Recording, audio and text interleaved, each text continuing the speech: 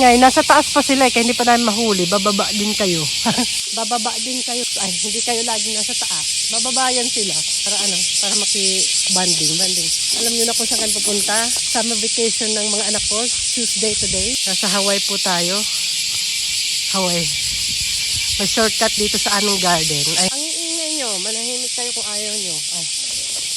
Ulitin ko. Mga junakis ko. Aba si Bunso.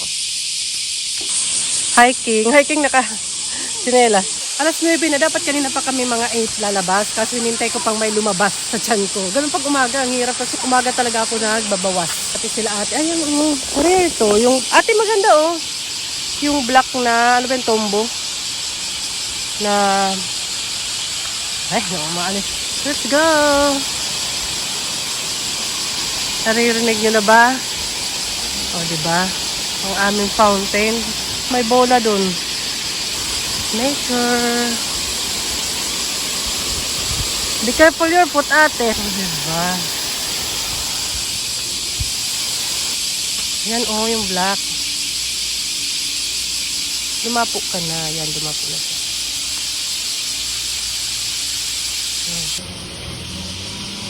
May nag-ano dun kaya hindi kami dun nakababa. May nagme-maintenance. Hala. Sige, Jackie. Sige, pag malaglag cellphone mo, charot. Biik habang bata pa, magtampisaw sa ulan. Ay, mag-ano sa damo. Ay! Ang lamig ng tubig. Marami na, para maliliit lang. Yes. May nag-ano dun eh. Naglilinis ng mga damo. Dahil maglalaro daw kami. Nabi, dali yung git, dali. Kalaipay. I think they go out because very small, right? You can go out now.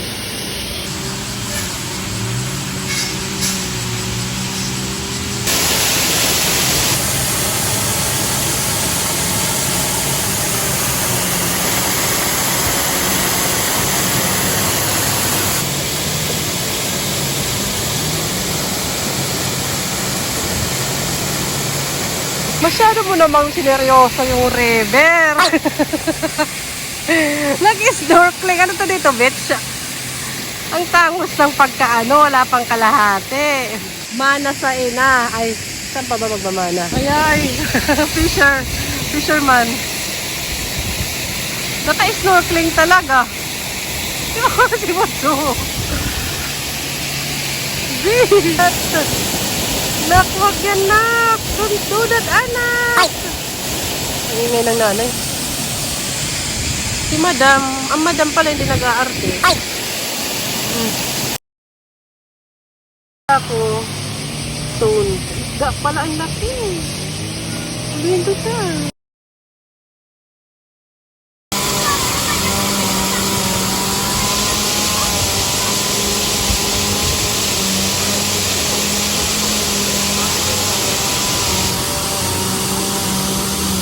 Ba't sila nakababa doon? Kami kasi akala na matanda, ibababa namin yung bike. Wala.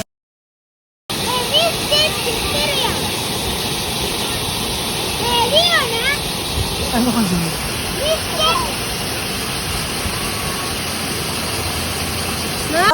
May nasugatan. White. May scratch. Ginagawa kasing swimming pool. Alam naman yung bato pag ganyan-ganyan. Bye-bye na ate. Bye-bye. Saka na. Bye-bye na kami. Hindi namin pwede dalhin yan doon. Kawawa naman. Mamamatay doon sa bahay. Bye. Bye-bye na. Bye-bye. Maliliit pa. Yung malaki hindi nahuli. Bye. Why they don't wanna go out? Hi. Ikaw. Ayan na. Ayan na kami. Tapos na. Mga 10 na. 10:30 yata. Si Bunso na sugatan. Lakad kami. Pauwi. Ito yung dadaanan namin pauwi. Papasok sa eskwela. Ay. Totoo yun, di ba? Sa mga balita. May mga ganitong papasok sa school. Ganito yung dadaanan. Ayan o. Ang lamig ng tubig rin. Parang Encantadia dito. Maraming mga itim na mga ano. Ayan o. Yung mga dragonfly, hindi nyo kita. Ayan o.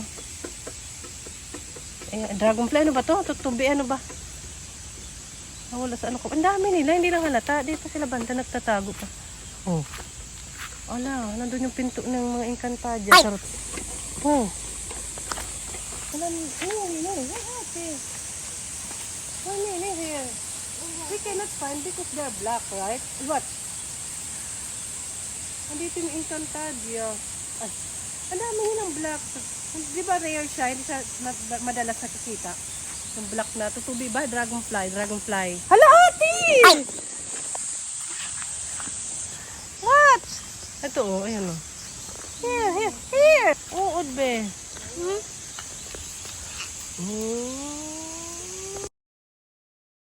사시간찍어 Oh, cute. 찍었죠. 덤보와 사시간 나이. It's become butterfly that, ate? 사장님. Really? 오, egg. Where's the egg? Ayun na eh. Gusto daw niyang hulihin yung black. Pakita lang natin sa kanila. Sige, where? You cannot find because black nga. Yan na. There, oh. Ate dali. Hala, you hit me, baby. Be careful. Don't hit. Up, dali. Up. He's there inside, right? He, ba mo nasabi na he? Lalaki. Oo. Hi.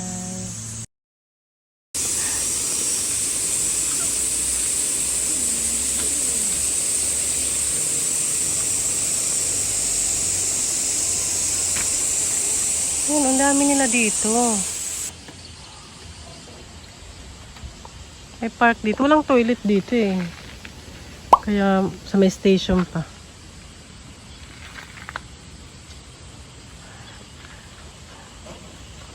Nakauwi na kami. 11 na. Nag-shower na sila.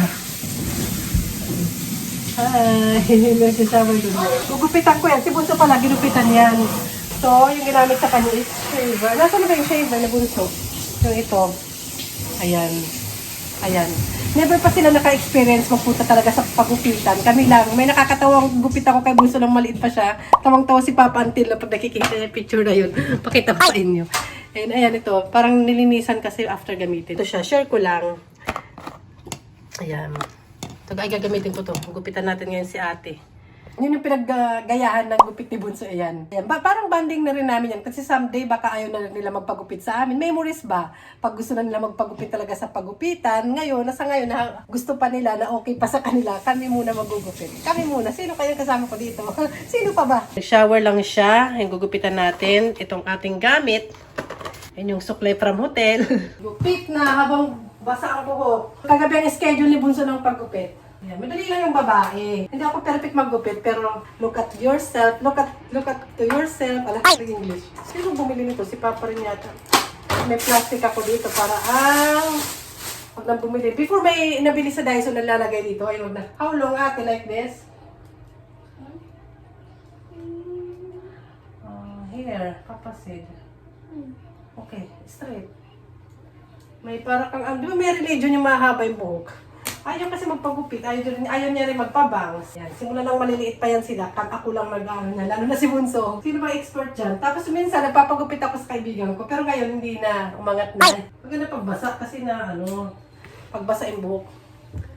Gupit! At idodonate natin. Some person ate donate. Donate the straight only yung head. Become not pantay-pantay.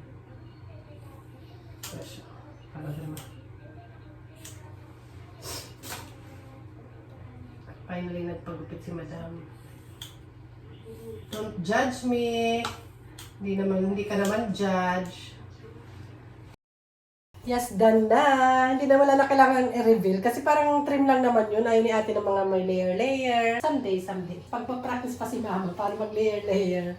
May time ako rin nagupit sa sarili ko Or kaibigan ko. Kala ng iba kong kaibigan, joke-joke lang. Pero totoo talaga. Totoo talaga. Hindi ako kasi trim lang. Hindi ako high maintenance sa mga ganyan. Lagi ko rin naman pinupusod yung buko kasi pawisin ako, initin ako. Pag winter, nakakapaglugay-lugay minsan. Lalaba tayo ng mga pinagbasaan namin sa river. Tapos nag-swimming kasi sila hapon. Water play yan, excited yan sila. Totoo nga naman, kasi nga mainit, diba? Kaysa sa park. Basta may water. Tsaka ganun yung laro namin, pag kami-kami lang, or yung mga anak ko, sa age ba nila ngayon, hindi katulad ng baby pa sila, pag pinapagod ko muna sila sa park, tapos pagpagod na uwi kami, kakain, or sa stroller, papatulugin ko sa stroller, tapos ikot-ikot na ako niyan, mommy time na, ganun, ikot-ikot somewhere, walking.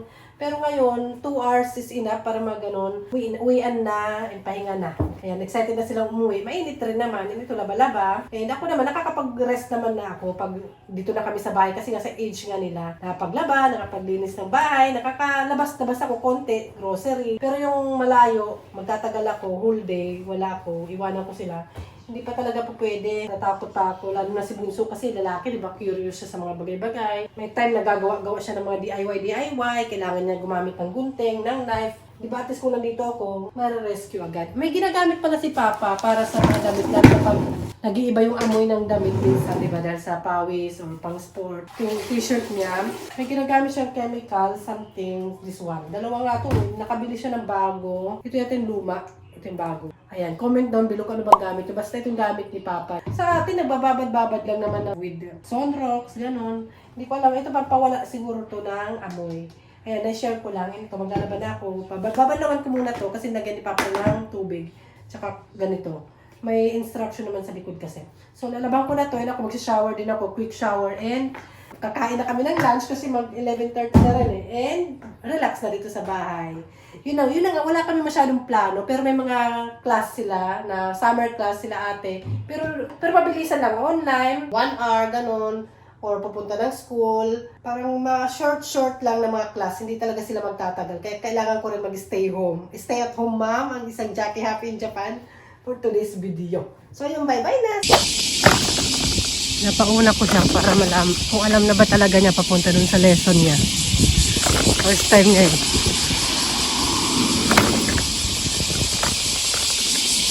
Ang ingay. Nahatid ko si ate dun sa lesson niya. Check this. Ang bike siya. Sinundan ko lang siya para malaman ko kung kaalam na niya pumunta. Siya na sa susunod. Hanapin na natin kung alam niya. Alam ko alam talaga niya. Ako hirap na hirap mag-video. Tingnan natin. Nalala tumawid. Hindi ako ready dun.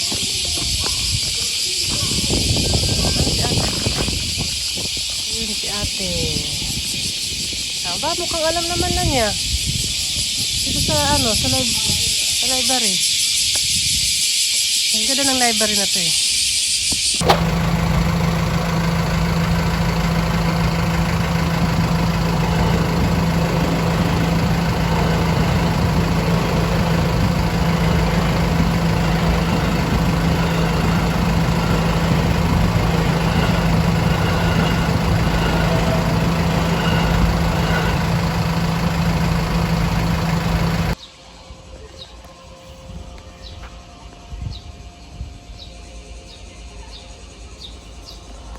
Ayan, sinundo ko lang si ate. Kasi first time naman yan. Natatakot ako dun sa daanan ng train, yung tinatawiran. Baka kasi bigla matumba siya, tapos bigla na naman. Bibigla kasi yun minsan Kaya tatakot pa ako. Pero, yan kasi yung madaling way, kasi straight lang.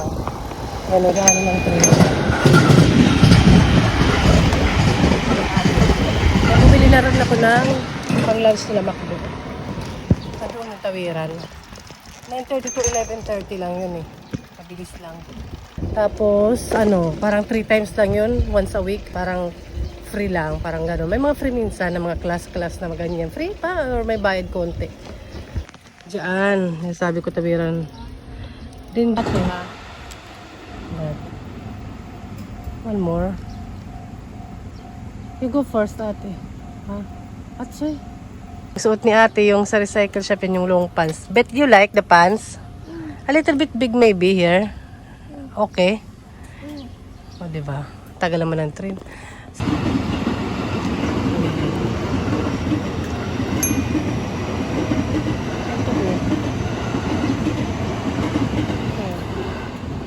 Yan o, magtatawiran dyan. Kailan ko magbilis. More.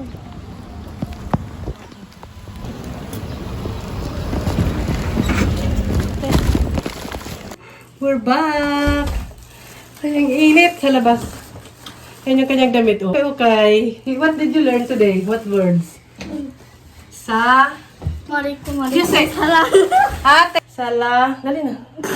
You say. Kasi parang nag-join siya sa language, Tagalog. Dali, may Pilipina dun. Dali, I will make adobo and you have to eat. You said salamat. Hala po. Hala, you say. There, you say. Salamat po. You say. Ano ka pa? Para matuto. Ayun, tabingi kayo, be. Tabingi. Super init talaga. Ito yung parang pinuntahan nila, parang exchange something na may dalawang Pilipina daw doon. Kung sino man yan, hello po, shout out. And marami pumunta doon nakakilala ko, nakilala rin nila ako. Pero yung iba kasama yung nanay, yung iba pwede naman hindi kasama yung nanay, hindi na ako nakijoin. Tapos yun, so ayun yung aming ganap. May mga class yung mga anak ko na mga ganyan, yung paunti-unti lang, parang kailangan nihatid, susunduin. Hindi siya talaga sa school, kumbaga summer, parang ganap siya, summer ganap nila. Kami lang yung, parang private siya, kami lang yung nag-apply. Yung gusto namin. Ayun yung kanilang lunch. Parang dun sa isang McDo na binilang ko, nilagay ito sa isang maliit na plastic. Dito, sunumama na. Sunumama. Ito ba bang binili nyo? Ito, gusto kasi ni Bulbul ito with... Gusto ko to yung pepper maanghang. And, dapat kanina sila magmamakdo kasi asawa ko maghahatid. Ayan, chaka chicken. Chaka. Sabi ko chaka chicken. Chaka chicken. Egg cheeseburger. Kay ate yan yung sa egg. Hala! Ate! Ko dun ha burger!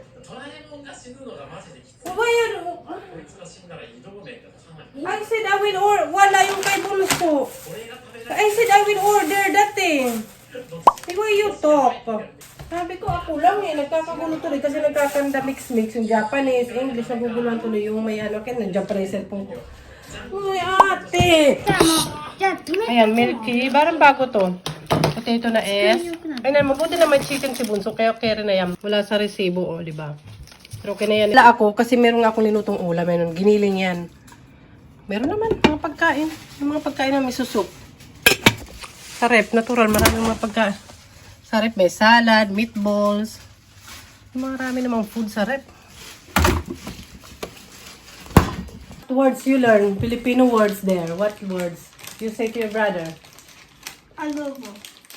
It's a food. Ano? What did you say? Adobo. Pagkain naman yun, adobo eh. The words. The arigato gozaimasu. Ha? Salamat po. Salamat po. Yan. You say, baby, salamat po. Salamat po. Salamat ko. Yan, always say that to mama, salamat po. Understand? Salamat po. Parang wala sa puso eh. Sabi, bye-bye na. Kain na sila. Looks good at first time. It's new. New. May mga new minsan sa mga pag-summer. Dito sa Japan, iba-iba. Ang gupit ni Bunso. Kamukha ba? Bibe, watch. Kamukha ba? The haircut is giving. You watch. A little.